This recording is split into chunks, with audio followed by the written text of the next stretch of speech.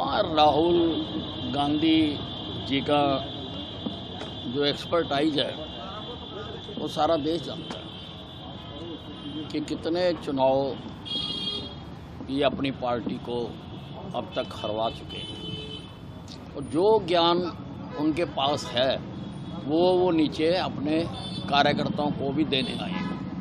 वैसे जो उनकी अपनी पार्टी का मामला है, हमें इससे कुछ लेना देना नहीं है। सर, बीजेपी ने अपना अध्यक्ष चुन लिया गया है। देखो, सारे हिंदुस्तान में जितने राजनीतिक दल हैं, जितनी राजनीतिक पार्टियां हैं, उनमें से केवल भारतीय जनता पार्टी में ही प्रजातांत्रिक तरीके से चुनाव होते हैं। सबसे पहले बूथ कमेटी बनती है, उसके बाद वार्ड बनता है, उसके बाद जिले की कमेटी बनती है, फिर प्रदेश के चुनाव होते हैं, उसके बाद राष्ट्रीय अध्यक्ष का चुनाव।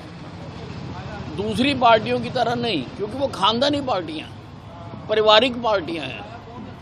उनका तो प्रधान तो तय है, हमारा नीचे से ऊपर जाते हैं, उनका ऊपर से नीचे आता है।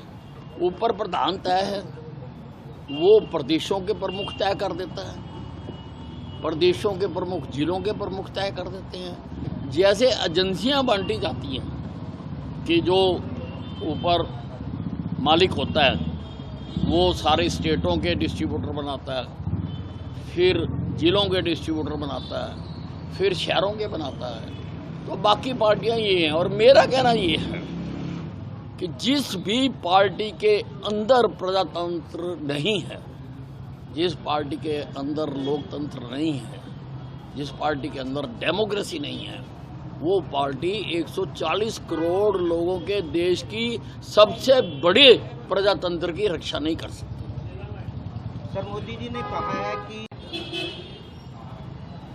अब दिग्विजय सिंह जी भी सो के जागते हैं और नींद में ही कुछ ना कुछ बोल जाते हैं। हिंदुओं को मजबूत करने के लिए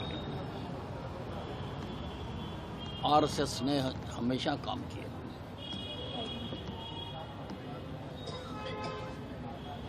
और राष्ट्रभक्ति, देशभक्ति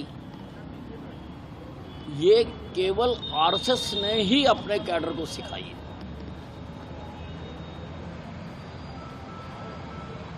इसीलिए कहीं पर भी कोई देश में आपदा आती है, हमारे स्वयंसेवक सबसे पहले जाकर वहां पर सेवा देने के लिए खड़े होते हैं।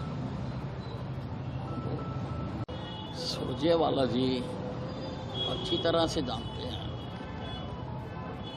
कि किसी का भी जायज हक छीना नहीं जा सकता। बीपीएल परिवार 1,80,000 आय वालों को ही मिलता है, वो अच्छी तरह जानते हैं। लेकिन उन्होंने तो राजनीति करनी है, उन्होंने लोगों का हित नहीं देखना।